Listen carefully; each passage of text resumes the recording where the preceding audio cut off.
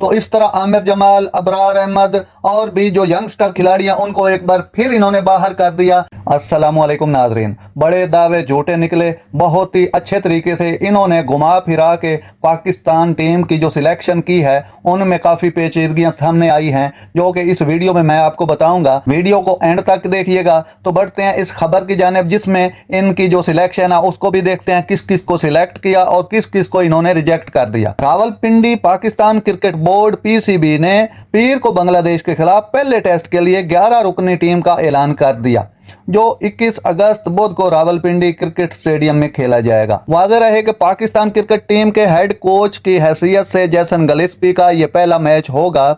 इससे कबल ऑलराउंडर आमिर जमाल को स्क्वाड से रिहा किया गया, क्योंकि वो अभी तक कमर की इंजरी से सेहतयाब नहीं हुए थे।